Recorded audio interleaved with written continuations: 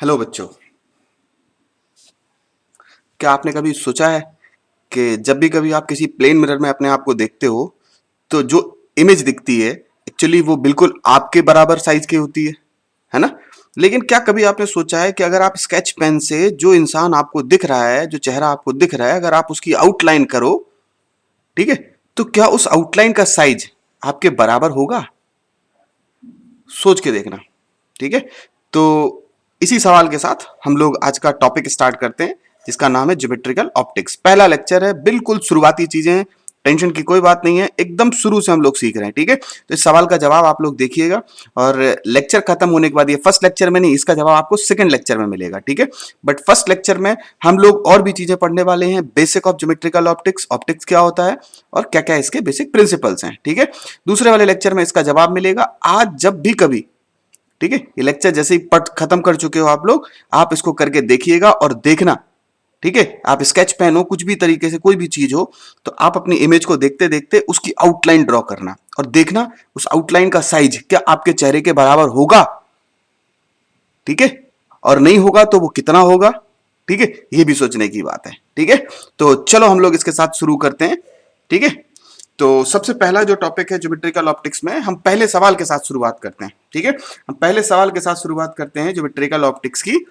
ठीक है, कि अगर इस कमरे में, ठीक है, जिस कमरे में आप बैठे हो, अचानक से पावर कट हो जाए, खिड़कियां दरवाजे बंद हो, पूरी तरीके से कमरा बंद हो, पावर कट हो जाए, बल्ब बंद हो जाए, तो क्या आप अपनी पेन कॉपी को देख पाओगे या क्या आप किसी भी चीज को देख पाओगे?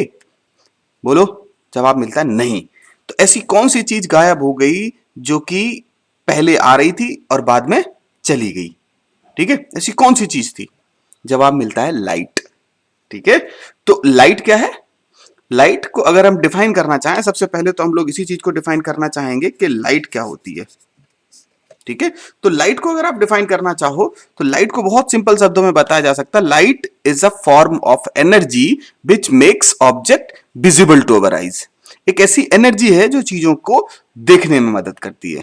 ठीक है, लाइट क्या होती है? एक एनर्जी है जो चीजों को देखने में मदद करती है। ठीक है, अब आती है दूसरी बात।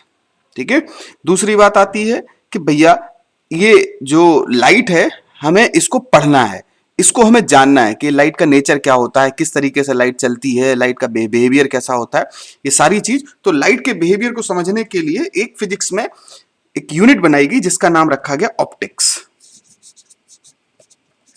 ऑप्टिक्स क्या है? Optics means study of light. Optics क्या है? Study of light.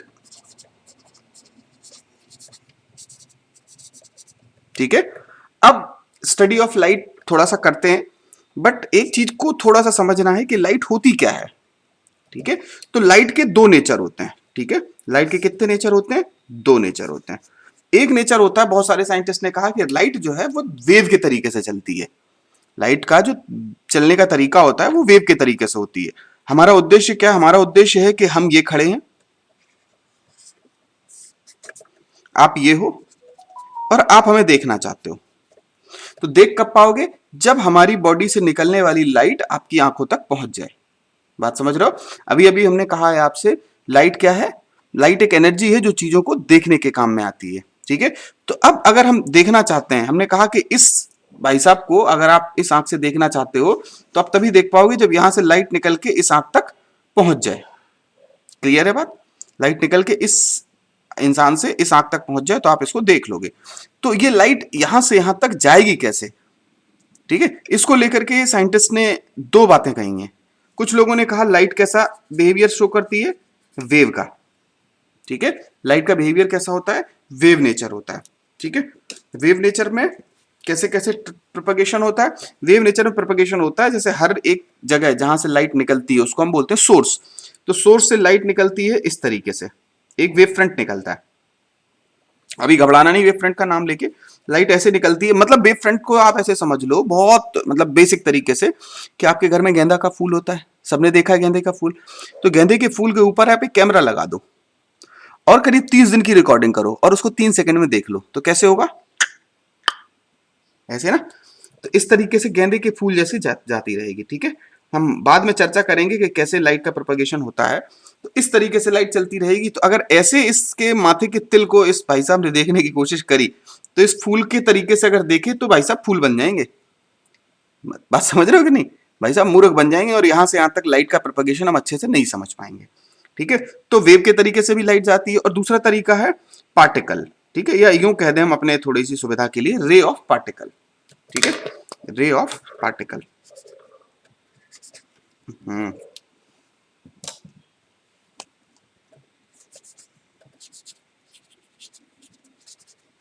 ठीक है, रे ऑफ पार्टिकल का मतलब क्या है कि भैया पार्टिकल की रे है, एक लाइन में पार्टिकल चलते चले आ रहे हैं। तो अब इनके माथे का तिल देखना था, यहां से एक रे आई, माथे का तिल देख लिया। यहां से हमने एक पैर को देखना था, पैर से लाइट आई, पैर को देख लिया। ठीक है, तो इस तरीके से रे की मदद से लाइट को पढ़ना। ठीक है, ठीक है, study of light with the help of ray is called as ray optics. ठीक है, क्या है ये? रे ऑप्टिक्स।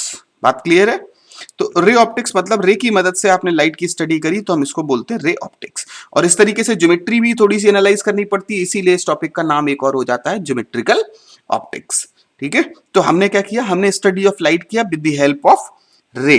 ठीक है, क्योंकि रे नेचर से हमें समझना ज्यादा इजी हो रहा है, तो इसीलिए इस चैप्टर का नाम क्या रख दिया हमने? रे ऑप्टिक्स। ठीक है, अब किसी के दो नेचर हैं, वेव और पार्टिकल, तो ऐसी चीजों को बोल देते हैं हम, क्या बोल देते हैं? Dual nature.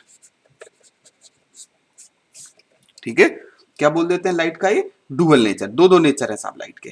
ठीक है, करेक्ट है बात? ठीक, अब अगली चीज आती है, जो ये आपने डायग्राम देखे इस तरीके से लाइन खींच खींच के किसी भी चीज को समझना, एनालाइज करना, इसी फंडे को कहा जाता है रे डायग्राम।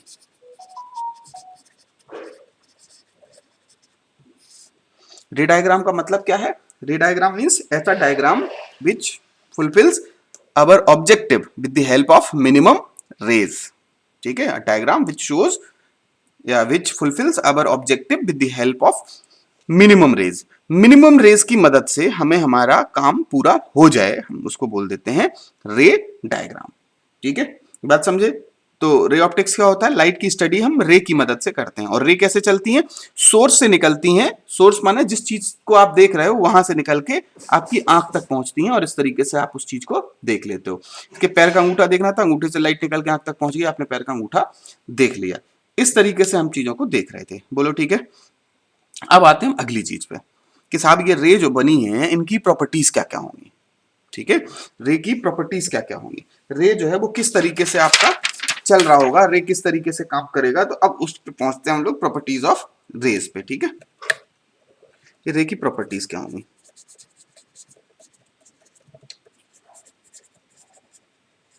ये रे क्या क्या प्रॉपर्टी शो करती है। ठीक है, तो रे की प्रॉपर्टी की बात अगर हम करें तो रे की प्रॉपर्टी इस तरीके से होती है कि साहब इसकी चार प्रॉपर्टी हैं। प्रॉपर्टी तो बहुत हो सकती हैं। ठीक है, ऑप्टिक्स के अंदर इसकी चार प्रॉपर्टी को हमें मेजरली समझना है। जो सबसे पहली प्रॉपर्टी है वो है हमारी कि लाइट जो है वो एक सीधी लाइन में चलती है। ठीक है, रेक्टिलिनियर प्रोपगेशन।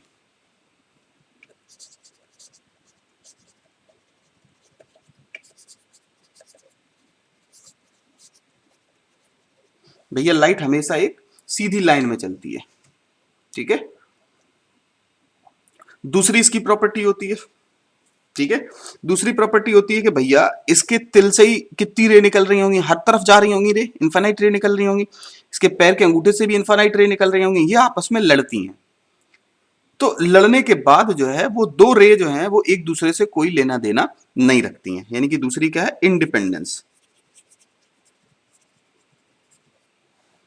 ठीक है, इंडिपेंडेंस का मतलब होता है कि एक रे आई और दूसरी रे ऐसे चली गई।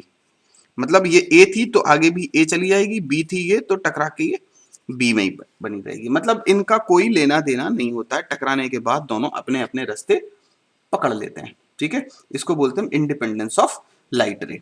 रेक्टिलिनियर प्रोपगेशन का मतलब होता है लाइट एक मीडियम में एक सीधी लाइन में चलती रहती है। एक मीडियम में लाइट का प्रोपगेशन हमेशा एक स्ट्रेट लाइन में होता है। ठीक है, अब तीसरी और चौथी।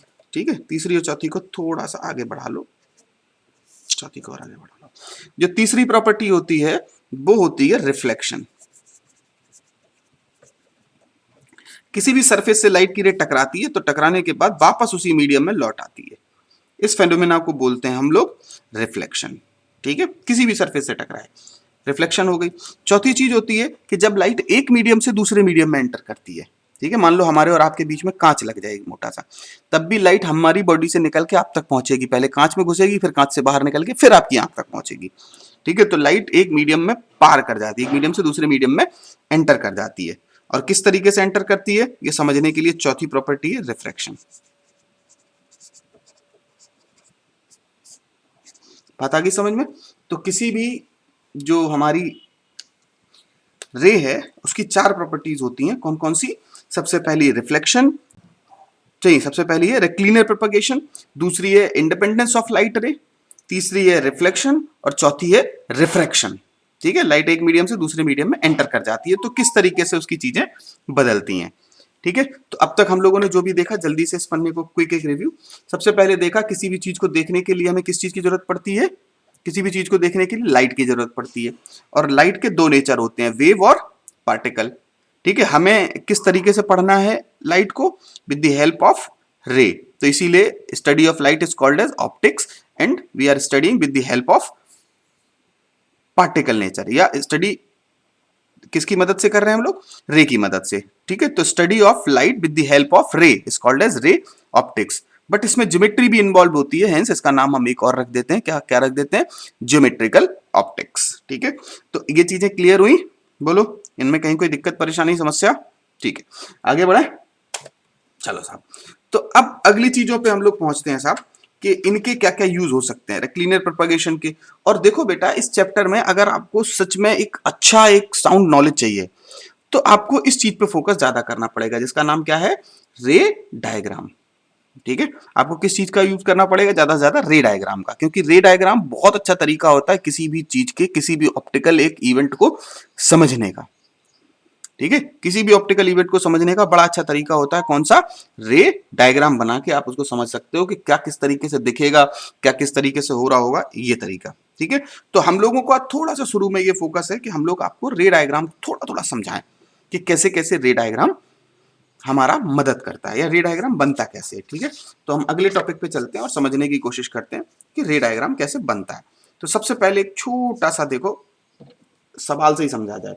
हमने सबसे पहला टॉपिक देखा था कि जो लाइट है वो हमेशा एक स्ट्रेट लाइन में ट्रेवल करती है।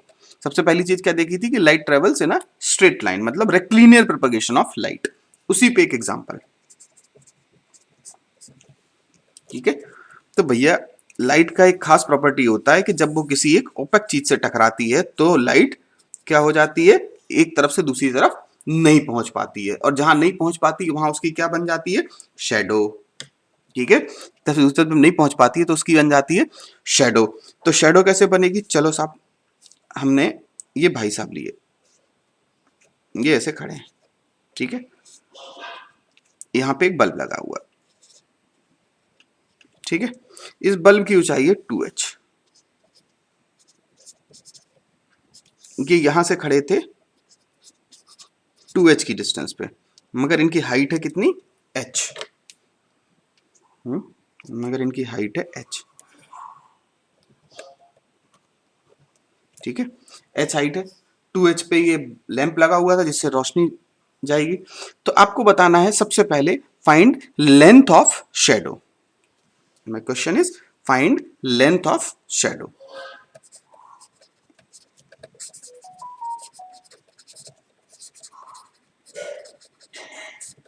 जो इनकी शेडो बनेगी उसकी लेंथ कितनी होगी? ठीक है बेटा, ये आपको बताना है। ठीक है, तो चलो सबसे पहला काम हमारा इसमें क्या है, थोड़ा सा देखो समझना बेटा, शुरू शुरू का दौर है, हम आपको भी क्वेश्चन करने को देंगे, कोई दिक्कत की बात नहीं है। ठीक है, बट आपको सबसे पहले तो थोड़ा सीखना है, ठीक है, कि हम रे डायग्राम की मदद से अपना काम कैसे पूरा करते हैं। हमारा सबसे पहला ऑब्जेक्टिव क्या है? हमें क्या बनानी है? शेडो। क्या बनानी है अपन को? शेडो। तो शेडो कैसे बनेगी बेटा? शेडो बनने के लिए, ठीक है, फाइंड लेंथ ऑफ शेडो। तो अगर आपको शेडो बनानी है तो आपको सबसे पहले तो एक रे डायग्राम बनाना होगा जिसमें शेडो दिखे। एक बार बताओ, इस बल्ब से हर हर डायरेक्शन में रे जा रही होंगी। एक बार बताओ, क्या ये वाली रे आपके किसी मतलब की है? बनाई नहीं है, मतलब पूछ रहा है, ये रे, चलो बहुत लाइट बना दे रहे हैं, आपके किसी मतलब की है ये रे? नहीं है। ऐसे ये रे है, ऐसी बहुत सारी रे हैं, किसी मतलब की नहीं है। आपके मतलब की कौन सी रे? क्या ये रे आपके मतलब की है? नहीं, ऐसी बहुत सारी रे हैं जो छिड़ रही हैं। ठीक है, तो हमें कौन सी रे चाहिए? हमें वो रे चाहिए जो इस इंसान के बालों को बिना टच करे निकल जाए। बोलो, इस इंसान के बालों को बिना टच करे निकल जाए रे, तो वो आपके मतलब की हो सकती है? चलो, हमने देखा। हम्म, चल बनाते हैं यार। कॉपी सीधी, ये आ गई साहब रे, आ गई कि नहीं? बोलो। ठीक है, ये सीधी बनानी है, सीधी लाइन में चलती है। अब बताओ बेटा, इसके इस तरफ क्या हो रहा होगा? इसके इस तरफ लाइट बहुत सारी होंगी, और इसके इस तरफ क्या हो रहा होगा?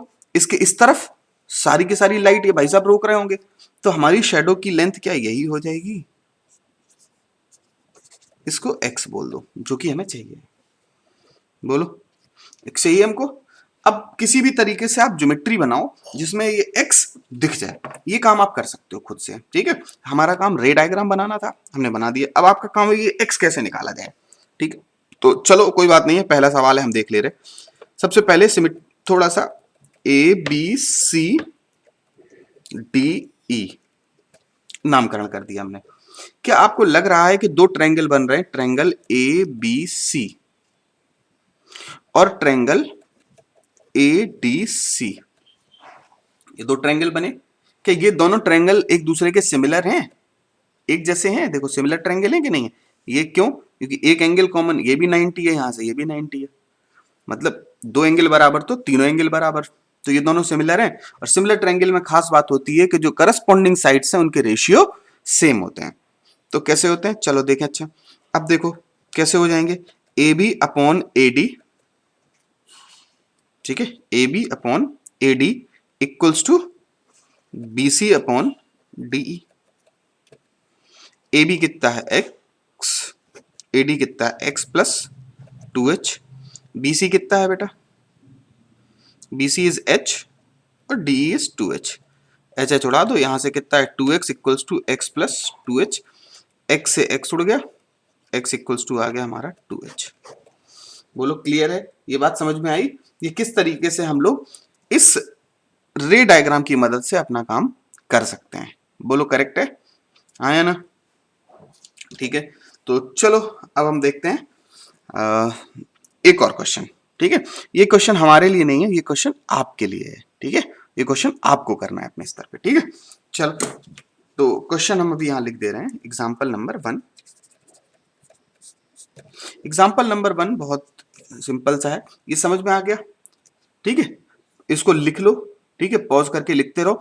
और देखो, याद रखो, जो भी चीजें हो रही हैं इनको आप बिल्कुल ऐसा सोच के नहीं चलना है कि आपको ये चीजें जो हैं फिर देख लेंगे, दोबारा वीडियो देख लेंगे, बैक करके देख लेंगे, ऐसा नहीं है यार। ठीक है, आप कोशिश करो कि सब कुछ एक ही बार में हो जाए। ठीक है, कॉपी रखो, पेन रखो, पढ़ते रहो, इत्मीनान से लिखते रहो। ठीक है, क्लियर है? सारे सवालों को with in the time limit आपको सॉल्व करना है। ठीक है, although you have an option कि आप पीछे करके देख सकते हो। ठीक है, बट आपको उस ऑप्शन का फायदा नहीं उठाना है, आपको वो चीज नहीं देखनी है। ठीक है, चलो हम लोग अब आते हैं एग्जाम्पल नंबर 1 पे। ये 0 एग्जाम्पल था, अब एग्जाम्पल नंबर 1 पे आते हैं। चलो बच्चों, देखो एग्जाम्पल नंबर 1 क्या कह रहा है। एग्जाम्पल नंबर 1 बहुत सिंपल है कि एक छत है हमारे पास। ठीक है, एक छत है, इस छत से ठीक नीचे यहां पे एक बल्ब लगा हुआ था। ठीक है, एक बल्ब लगा हुआ था, यहां पे एक डिस्क है जिसकी रेडियस आर है। डिस्क है जिसकी रेडियस आर है। सवाल यूं कह रहा है, क्या आप बता सकते हो? हाँ, ये है इधर से 4h, 3r है, ये यहां से 2r है। ठीक है, ये एक डिस्क है, बात समझना जरा। क्या है ये? एक रिंग नहीं है, ये क्या है? डिस्क है।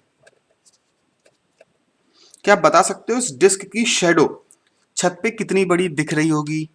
ठीक है, डिस्क की शेडो छत पे कितनी बड़ी दिख रही होगी? वीडियो को पॉज करो और बताओ जल्दी से सोच के कि कितनी बड़ी दिख रही होगी डिस्क की।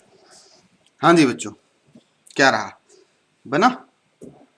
देखो, सबसे पहली चीज, पॉज कर दिया था आपने वीडियो को, अब देखो जरा इसको कि अगर हम सबसे पहला शेडो देखना चाहते हैं। ठीक है, फाइंड क्या था? हमने क्या सवाल देखे गए थे? Find area of the shadow. अच्छा, सवाल नहीं दिया था क्या? Find area of shadow, area of shadow, shadow का एरिया कितना होगा। तो एक बात आप हमें बताओ, अच्छा कि अगर ये एक सोर्स है, इस सोर्स से लाइट निकलेगी हर तरफ, लेकिन हमारे मतलब की कौन सी होगी, ये वाली रे जो बिना टच करे चली गई। इधर से कौन सी होगी, ये वाली रे बिना टच करे चलेगी। और इसके अंदर जितनी भी चीजें होंगी सबके सब ने इधर इसकी शेडो बना दी होगी। तो इसकी जो शेडो होगी उसका एरिया, अगर आप पहले तो शेडो का शेप देखो कैसा होगा, शेडो का शेप भी एक डिस्क के शेप का ही होगा, हाँ या ना, क्योंकि डिस्क थी, यहाँ पे आपने बल्ब रखा, इसके ऊपर डिस्क रखा, तो छत पे क्या दिखाई देगा, डिस्क ही दिखेगी ना। ठीक है, शेडो कैसी दिखेगी, सर्कुलर। अब इसकी अगर हमें, इसका हमें एरिया चाहिए, तो लेट सपोज हमने बोल दिया ये आर डैश है, ठीक है, ये आर डैश है, तो हमें निकालना है आर डैश। अगर आर डैश पता चल जाएगा तो इस सर्किल का एरिया क्या हो जाएगा, पाई आर डैश का स्क्वायर। तो भैया देखो होशियारी से काम लो, हमने इसमें होशियारी ये दिखाई, ग्रीन स्केच, होशियारी ये दिखाई कि यहां से ये ऐसे बना दिया एक, ठीक है। अब नाम दे दिया इसको ओ, इसको ए, इसको बी, इसको सी, इसको डी, ठीक है। तो अगर आप ध्यान से देखो तो इसमें भी दो ट्रायंगल सिमिलर है, कौन कौन से, ट्रायंगल ओ ए बी और ट्रायंगल ओ सी डी, ये दोनों सिमिलर हैं, बोलो हाँ या ना। अगर ये दोनों सिमिलर ट्रायंगल हैं तो इनकी जो करस्पॉन्डिंग साइड्स हैं तो उनके रेशियो भी, हाँ उनके रेशियो भी क्या होते जाएंगे, बराबर होंगे। कैसे, O A upon O C equals to A B upon C D, O A is 2r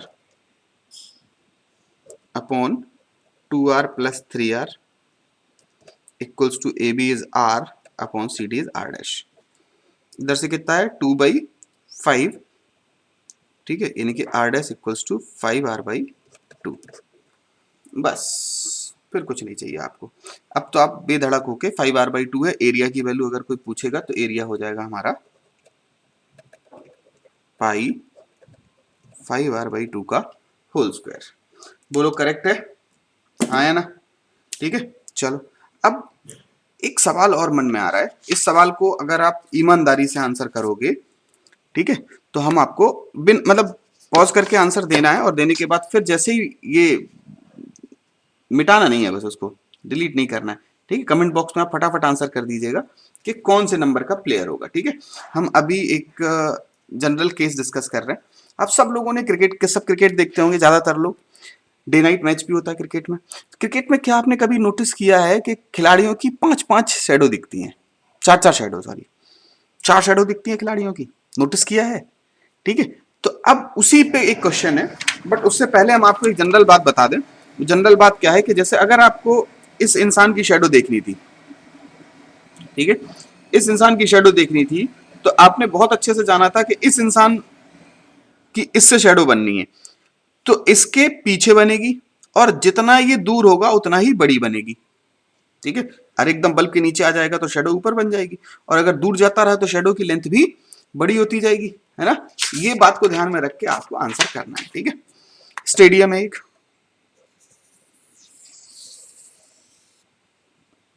ठीक है, इस स्टेडियम में ये बनी हुई है पिच, कोई डे नाइट मैच है, 4 पोल लगे हुए हैं, 4 पोल लगे हुए हैं इसमें, ठीक है। ये P1, P2, P3, P4, 4 पोल हैं, देखो है ना। अब इन 4 पोल पे कुछ प्लेयर्स खड़े हुए हैं, हम प्लेयर को एक नाम दे दे रहे हैं, नंबरिंग कर दे रहे हैं। आपको बताना है कि जो शेडो दिखेगी वो किस प्लेयर की है। एक कोई भी एक ड्रोन कैमरे से किसी की फोटो ली जाएगी, ठीक है। तो ये 4 पोल्स लगे हुए हैं, यहाँ खिलाड़ी खड़े हुए हैं, यहाँ खड़ा है 1 नंबर का, यहाँ खड़ा है 2 नंबर का, यहाँ खड़ा है 3 नंबर का, यहाँ खड़ा है 4 नंबर का। देखो भैया क्रिकेट के खिलाड़ी नहीं है, ठीक है, तो आप याद रखना कि हो सकता है हमसे फील्डिंग में मिस्टेक हो जाए, और बहुत गांव का टूर्नामेंट टाइप से मान लेना, तो कमी यहाँ पे एक प्लेयर है। 4 हो चुके थे, 5, 6, 7, 8, 9, 9 खिलाड़ी खड़े हुए, ठीक है। और जो शेडो दिख रही है वो कुछ इस तरीके की दिख रही है, तो भाई साहब ऐसे खड़े हैं, ठीक है, ऐसे खड़े, और एक शेडो इनकी बनी ऐसी,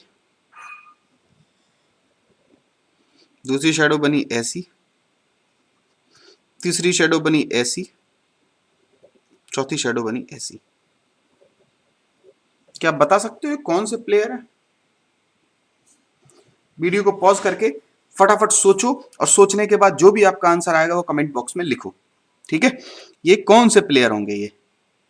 ठीक है, कौन से प्लेयर होंगे जो कि इस तरीके से शेडो बनाएंगे? ठीक है, सोच के बताओ। चलो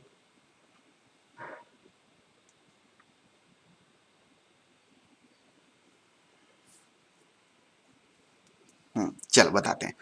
देखो, अगर ये लेट सपोज बन होते तो इस वाले पोल से ऐसे आती शेडो और इस वाले पोल से ऐसे आती। ये पास में है तो छोटी होती और ये दूर है तो ये बड़ी होती।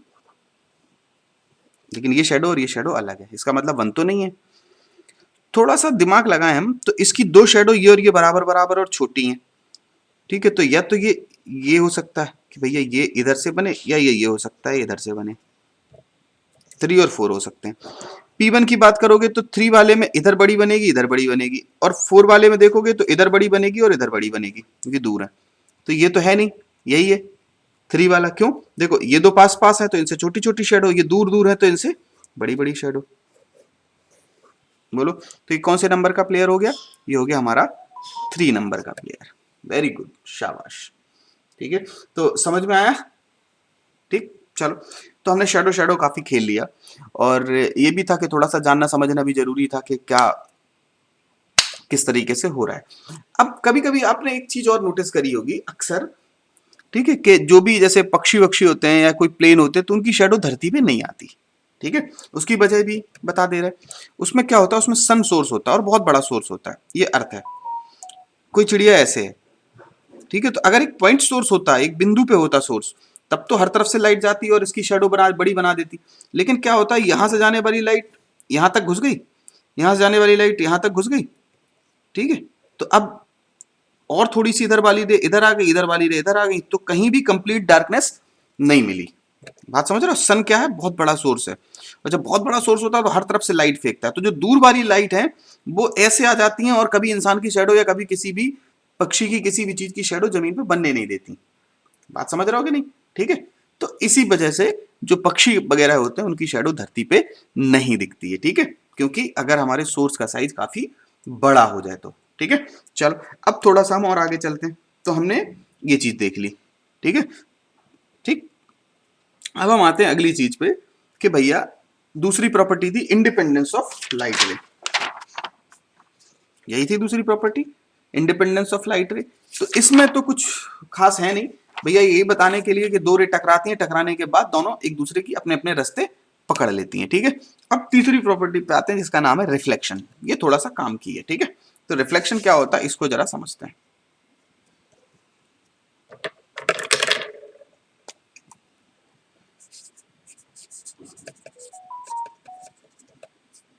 रिफ्लेक्शन का मतलब है किसी भी सरफेस से टकरा के लाइट का वापस उसी मीडियम में आना is called as reflection.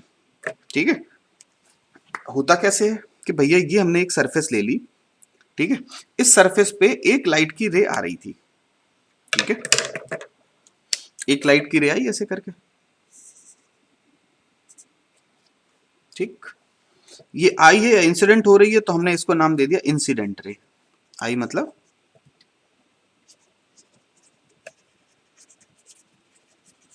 Incident ray हो गई। ठीक है, अब ये सरफेस पे पड़ी तो वापस उसी मीडियम में लौटेगी।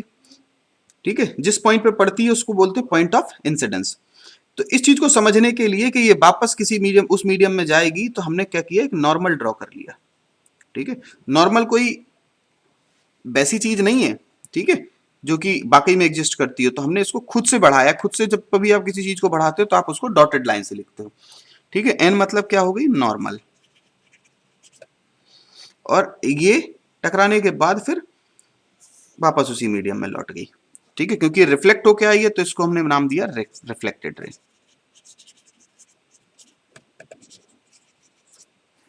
ठीक है, तो हमारे पास 3 रे हैं, इंसिडेंट 2 रे हैं, इंसिडेंट रे और रिफ्लेक्टेड रे। समझने के लिए हमने एक नॉर्मल बनाया है। ठीक है, तो ये रिफ्लेक्शन अपनी मर्जी से नहीं हो जाता है कि आज के दिन चलो इधर चलते हैं, कल उधर निकल लेते हैं, परसों उधर निकल लेते हैं, ऐसे नहीं है। इसके कुछ लॉ हैं। कुछ सर्टेन नियम कानून है जिनसे ही रिफ्लेक्शन आपके पॉसिबल हो सकते हैं। ठीक है, तो रिफ्लेक्शन कैसे होता है जरा इसको समझते हैं। तो रिफ्लेक्शन के जो दो लॉ हैं वो हैं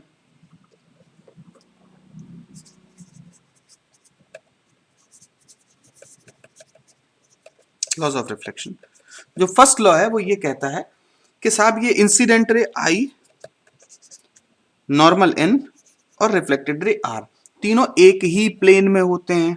ठीक है, lies in a same plane.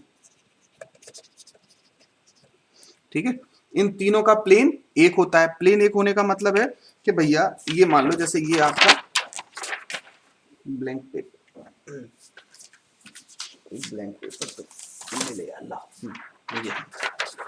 ये था जैसे मान लो ये एक पेपर है, तो लाइट की रे अगर ऐसे आ रही है इस पे, ठीक है, ये ऐसे आई चलो इस पे, ठीक है, तो भैया ये इसी के प्लेन में लौटेगी। ठीक है, जैसे इस तरीके से अगर लाइट की रे आई तो जो आ रही है आप पहले तो उसको एक प्लेन में लो और जो सरफेस है उससे परपेंडिकुलर खींचो, फिर उसी के प्लेन में ही आपकी रिफ्लेक्टेड रे वापस चली जाएगी। ठीक है, ये फर्स्ट लॉ ये कहता है। और जितने एंगल पे आ रही थी नॉर्मल से जितने एंगल पे वो इंसिडेंट हुई उसको बोल रहे हैं हम एंगल ऑफ इंसिडेंस आई। ठीक है, ये आई क्या है हमारा, I is angle of incidence.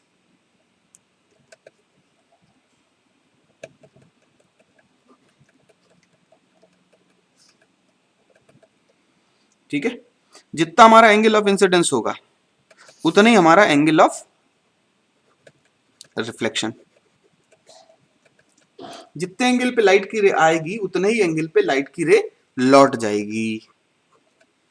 ठीक है, दूसरा ये कहता है आई इक्वल्स टू आर। भाई ठीक है, तो कहने का मतलब है जैसे ये लाइट की रे आई इस पे पड़ी कॉपी पे, तो अगर ये जानना है कि रिफ्लेक्ट होके कहां जाएगी तो सबसे पहले तो इस सरफेस से एक परपेंडिकुलर खींचो, जिस जगह पे ये पड़ी है उस जगह से एक परपेंडिकुलर खींचो। चलो भैया हमने परपेंडिकुलर खींच दिया। अब आप इन दोनों का प्लेन आइडेंटिफाई करो। ठीक है, प्लेन का मतलब है समतल, किस प्लेन में है ये, तो इन दोनों का प्लेन ये आप एक आइडेंटिफाई कर लो, ये वाला प्लेन। ठीक है, इसी प्लेन में जितने एंगल पे ये आई थी उतने ही एंगल पे ये रिफ्लेक्ट हो जाएगी। ठीक है, ऐसे मान लो आप, चलो तो एक मिनट,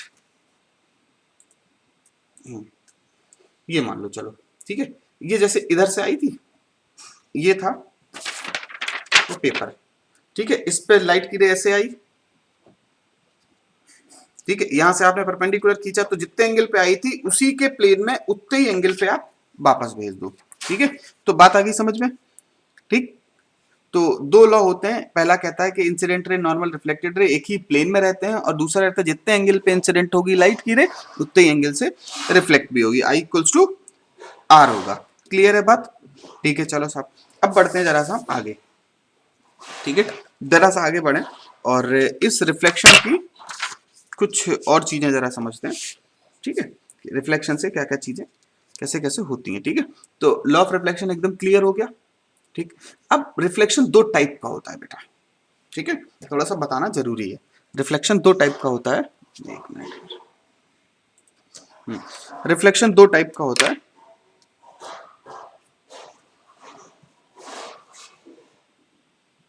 ठीक है, टाइप ऑफ रिफ्लेक्शन।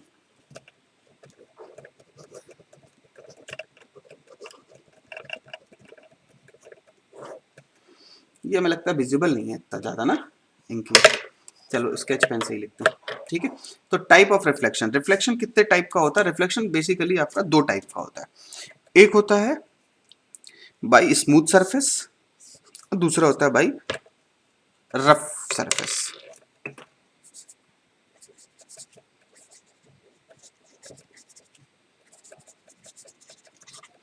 वैसे स्मूथ रिफ्लेक्टिंग सरफेस को एक नाम दिया जाता है मिरर का। भाई स्मूथ रिफ्लेक्टिंग सरफेस, ठीक है, इधर लिख दे रहा, स्मूथ रिफ्लेक्टिंग सरफेस। ठीक है, तो स्मूथ रिफ्लेक्टिंग सरफेस को एक नाम दे देते हैं हम मिरर का। ठीक है, और एक होता है भाई रफ रिफ्लेक्टिंग सरफेस।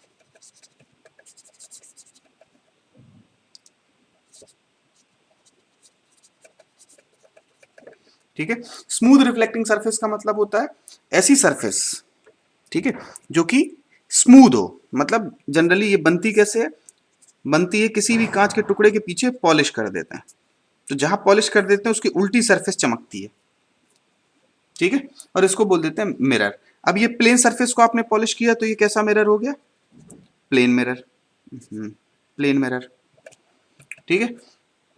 और अगर आपने कोई स्फेरिकल सरफेस ले ली, लेट सपोज ये सरफेस ले ली, अगर आप इसको यहां पे पॉलिश कर दोगे तो ये वाली सरफेस चमकेगी, ये कैसी होगी, कॉन्वेक्स। तो ये मिरर कैसा हो गया, कॉन्वेक्स। यार ये थोड़ा सा स्केच पेन मोटा है, कोई पतला स्केच पेन होता तो ज्यादा। चलो, तो ये हो गई हमारी कॉन्वेक्स मिरर। और अगर आपने इसी वाले को इधर से कर दिया होता पॉलिश तो ये वाली सरफेस चमकती, ये कैसी है, कॉनकेव। बात आ गई समझ में। तो तीन तरीके के मिरर हैं, प्लेन, कॉन्वेक्स और कॉनकेव। अब दूसरा आता है कि भैया कोई रफ रिफ्लेक्टिंग सरफेस हो। अगर कोई रफ रिफ्लेक्टिंग सरफेस है तो इसको कैसे देखा जाए। रफ रिफ्लेक्टिंग सरफेस को देखने का तरीका है कि भैया जैसे कुछ भी आपका पेन है, कोई आपके कपड़े हैं, दीवारें हैं, ठीक है, कुछ भी है, सोफा, जो भी चीज आपको दिख रही है, सब कैसी सरफेस है, रफ रिफ्लेक्टिंग सरफेस। तो जब आप रफ रिफ्लेक्टिंग सरफेस को देखोगे तो आप उन्हें जूम करके जब देखोगे तो वो इस तरीके की दिखाई देंगी, दिख रही है, बोलो। अब अगर इस तरीके की रिफ्लेक्टिंग सरफेस है जो कि आपकी जनरली होती है और इस पे कोई भी लाइट पड़ी बड़ी सिस्टमेटिक तरीके से, पैरेलल लाइट हमने बना दी, बहुत सिस्टमेटिक लाइट आ रही थी ऐसे करके, ठीक है। अब होता क्या है कि भैया लाइट पड़ने के बाद वापस मीडियम में लौटती है, तो कैसे लौटेगी भैया, इसको देखने के लिए पहले हम इस पे नॉर्मल खींचेंगे और नॉर्मल से जितने एंगल पे आया था उतने ही एंगल पे वापस कर देंगे, तो इधर कर दिया, इसका नॉर्मल यहां बना, इधर कर दिया, इसका नॉर्मल यहां बना, इधर कर दिया, इसका नॉर्मल यहां बना, इधर कर दिया, इसका नॉर्मल इधर बना, इधर कर दिया, इसका नॉर्मल इधर बना, इधर कर दिया। तो भैया आई तो थी बड़ी अच्छे से लाइट है, लेकिन जब जाने की बारी आई तो हर तरफ बिखर गई। बात समझ रहे हो, हर तरफ बिखर गई, क्लियर है। तो लाइट आ रही थी बड़े सिस्टमेटिक फैशन में, सिस्टमेटिक मैनर में, बट आफ्टर रिफ्लेक्शन वो चारों तरफ डिफ्यूज हो गई, ठीक है। इस तरीके के रिफ्लेक्शन को क्या बोलते हैं, डिफ्यूज रिफ्लेक्शन,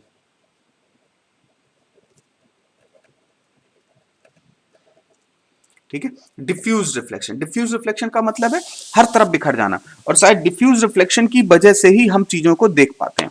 जैसे कोई बल्ब है, हमारे ऊपर रोशनी डाली, इस जगह पे लाइट पड़ी और पड़ने के बाद वो चारों तरफ बिखर गई, चारों तरफ बिखर गई, तो सबने उसको देख लिया, क्यों, हर किसी की आंखों पे रे पहुंच गई, और जब भी किसी की भी आंखों पे रे पहुंच जाएगी तो वो इंसान उस रे को, उस ऑब्जेक्ट को देख लेगा। बोलो क्लियर है, आया ना, वेरी गुड। तो चीजें क्लियर हुई, डिफ्यूज रिफ्लेक्शन की वजह से ही हम चीजों को देख पाते हैं। अक्सर आपने सुना होगा कि चांद के पास अपनी रोशनी नहीं है, वो सूरज से रोशनी लेती है। तो भैया सूरज की रोशनी जितनी चांद पे पड़ती है उतनी रिफ्लेक्ट होकर हमारे पास आती है, और उस रिफ्लेक्शन की वजह से ही हम चांद को देख पाते हैं, और हमारे पास क्या आती है, हर तरफ बिखर जाती है। तो भैया धरती के जिस जितने प्राणी है सबकी आंखों पे बिखर गई, सबने देख लिया उस चांद को, ठीक है। बात आ गई समझ में, क्लियर है। तो ये डिफ्यूज रिफ्लेक्शन भी काम का है, बट इसको पढ़ नहीं सकते, क्यों, क्योंकि सरफेस तो रैंडम है, रैंडम में हर दिशा में बिखरती है, हर दिशा में बिखरती है, तो इसको पढ़ पाना ज्यादा फायदेमंद नहीं है। पढ़ हम किसको सकते हैं, इसको, स्मूथ रिफ्लेक्टिंग सरफेस को, जिसको हम लोग मिरर बोलते हैं। तो रिफ्लेक्शन बाय मिरर, इसको हम लोगों को पढ़ना है, ठीक है। तो अब अगले एक पॉइंट पे आते हैं कि भैया इस चैप्टर में सब कुछ क्यों इतना खड़पड़ है, क्यों इस चीज को हमें समझना, पढ़ना, जानना है, इस चीज पे हम लोग पहुंचते हैं, ठीक है। तो अब हम लोग अगली चीज पे आते हैं कि भैया ये ऑब्जेक्ट और इमेज क्या होते हैं, ठीक है। तो नेक्स्ट टॉपिक है हमारा ऑब्जेक्ट और इमेज, ठीक। चलो, तो आज अभी हम लोग इसको, इस लेक्चर को, क्योंकि ये सबसे पहला लेक्चर है ऑप्टिक्स का, तो बहुत छोटा बनाते हैं, सेकेंड वाले लेक्चर में हम इसको देखते हैं, ठीक है।